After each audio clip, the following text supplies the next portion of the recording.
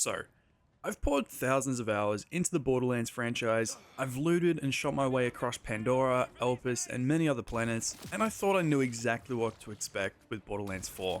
More guns, more jokes, more psychos, basically a bigger, shinier version of what we've always known.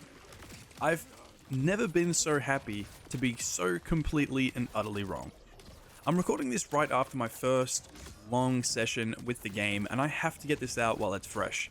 This isn't just the new Borderlands game, it's a monumental kick in the pants for the series. It's a complete revolution of everything we thought we knew, and it starts with one big thing I never expected them to nail this hard: movement.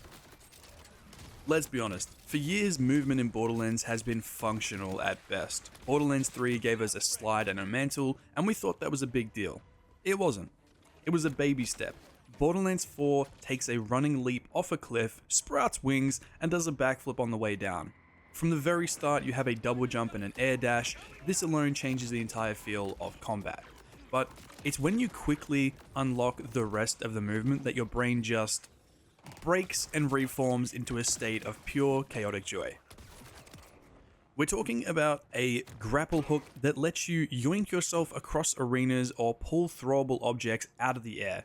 We have a hover pack for gliding over massive chasms, there's even some wall climbing, and yes, you can finally swim. Water is no longer the deadliest enemy in the universe, and chaining all of these moves together feels fluid, frantic, and absolutely joyful. I found myself feeling like an unhinged Tony Stark, just soaring through battlefields and raining down destruction from above. Now, this isn't just a gimmick though, guys, it fundamentally redefines combat encounters in the game. Arenas are no longer flat plains with some conveniently placed chest-high walls for cover, they are now vertical playgrounds. For instance, I spent one fight grappling to a high ledge, gliding over a pack of enemies while dropping an ordnance strike, air dashing behind a badass to hit his weak points, and then double jumping away before he could even turn around. The developers said they wanted to quote-unquote free themselves from the laws of physics with Borderlands 4, and they absolutely succeeded in this. It's not just an improvement in my opinion though, it's the new standard for the series, and I honestly don't think I could ever go back. Just my 2 cents. The gunplay in previous games was tight, as always, it's always great, but when you combine that great gunplay with this newfound freedom of movement, it becomes something else entirely. With a movement system this dynamic, the combat had to evolve, and boy has it. The gunplay itself feels tighter and more responsive than ever before, but the real change for me is in the enemies and the strategy required to take them down. You're not just fighting bullet sponges anymore. Boss fights in particular have seen a massive upgrade. They now involve specific mechanics you have to learn to succeed. For instance, in one fight, in an early boss named Idolator Soul, I had to wait for a specific attack, grapple a gas tank out of the air and hurl it back at him to strip away his armor before I could do any real damage to him. So this isn't some complex like raid mechanic though, but it's a significant step up from just dodging and shooting until the health bar depletes, making these encounters feel a lot more memorable, again, in my opinion. This strategic depth extends to regular enemies too. Borderlands 4 now gives you little indicators next to an enemy's health bar to let you know what elemental damage it is weak to, which is a huge improvement for those who don't want to take the time to learn every enemy's weaknesses. Not only this, but a lot of enemies you come across aren't just copy-paste bullet magnets anymore that just do the same attacks over and over. Most of them now have unique attacks that make like each encounter feel just as enjoyable as the last. And all of this really forces you to be adaptive and to think about your loadout and your positioning in a way that the series has only really flirted with beforehand. This brings me, of course, to the Vault Hunters themselves. So, for my first playthrough, I chose Rafa, the Exo Soldier. This is just your typical gunner class, similar to the previous characters in its class from previous Borderlands games. The main thing that stood out for me immediately though was the character's skill tree, or for instance all of the characters' skill trees. Each of the 4 Vault Hunters have 3 distinct skill trees, now complete with unique action skills, new augmentations, and powerful capstone abilities. You can respec on the fly, swapping out augments and capstones whenever you want to test a new build for your selected class. So, for example, Rafa's passive traits focus mainly on gun damage, fire rate, and shields, while splintering off into 3 distinct capstone abilities and augments towards his higher levels. I honestly never thought though that the character skill tree could get any better any better in a Borderlands game than it had worked in previous games. However, Borderlands 4 has really improved on this aspect of the game, and I'm all for it. This will make for almost endless character builds and customizations within Borderlands 4, and I can't wait to sink my teeth into each character's unique skill tree and work out some really awesome builds to use against the future Invincible bosses.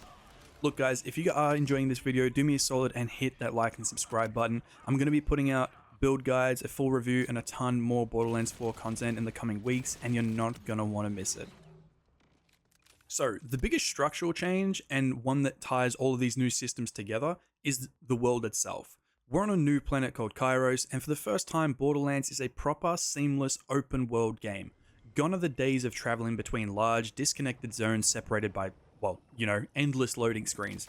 Kairos is now made up of 4 distinct regions, from lush fields to frigid mountains, and you can travel between them seamlessly. To get around this massive world though, you can summon a personal hoverbike style vehicle at almost any time. You get it quite early on in the game thankfully, which is a massive quality of life improvement. Navigation is also assisted by the new companion bot, the Echo 4. He is awesome, I love this little dude, which can project a path to your objective right into the world, letting you focus on the shooting instead of constantly checking your map. Although I really do find myself still checking the map all the time, can't beat a thing like muscle memory. Big but here guys, the most revolutionary part of this new structure is the loot.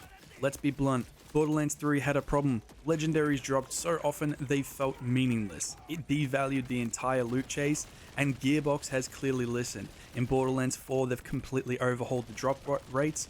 Legendary drops are now quote unquote rare, special events that feel genuinely rewarding. And personally, as someone who spent hundreds if not thousands of hours farming for the best versions of legendary weapons that only had like a 0.0001% chance of dropping, this news made me super excited. Now, the only thing I'm gonna say about that is the fact that I did spend, well, a fair few hours the other day farming each boss to see how this new legendary system,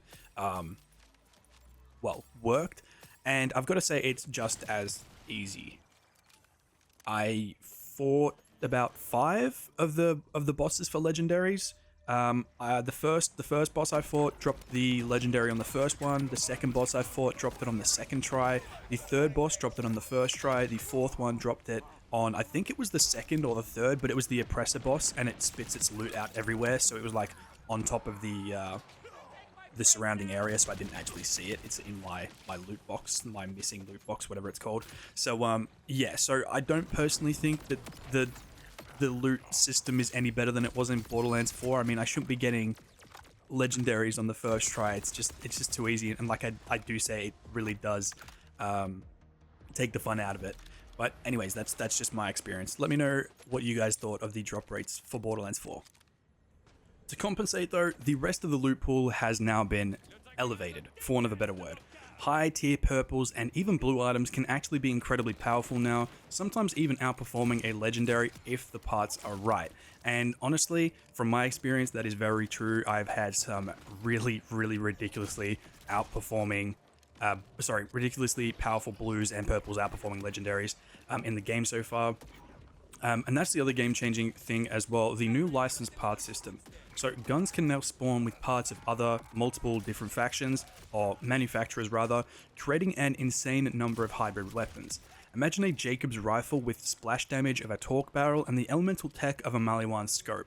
The possibilities are nearly endless, pushing the billions of guns promise into a truly absurd territory. This though, combined with the new ordnance slot, which replaces grenades with cooldown based heavy weapons like rocket launchers, means your loadout is more diverse and strategic than ever before.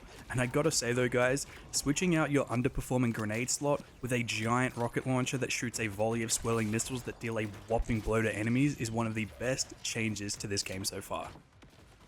So, after my first, couple dozen hours in Borderlands 4, I'm just blown away. I walked in expecting just another sequel, but what I got was a full-blown evolution. And the combination of the revolutionary movement system, the more strategic combat, the deeper character customization, and the refined, meaningful loot drops make Borderlands 4 feel like the biggest leap the franchise has ever taken.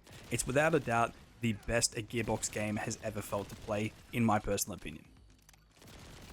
It takes the core DNA of what makes this series great, the insane guns, the irreverent humor, the addictive cycle of looting and shooting, and elevates every single aspect of it.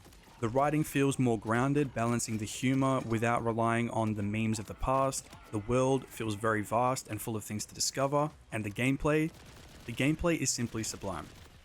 My first impressions though? This is not just more Borderlands. This is the ultimate Vault Hunter experience. It's the gold standard for the series moving forward, and if you're a longtime fan who was maybe feeling a bit of franchise fatigue, if we could call it that, this is the kick in the pants you've been waiting for. Trust me, if you're new to the series, this is going to be the perfect place to start. This is a masterpiece, and I cannot wait to dive back into the beautiful, chaotic world of Kairos. But that's just my take after about 20 hours. What do you all think? Are you excited about the new movement? Worried about the legendary drop rates? Let me know your thoughts down below in the comments. And if you want to see my journey to min-maxing the hell out of these new systems, be sure to subscribe for my full review and future guides. Now if you'll excuse me, I have some loot to find.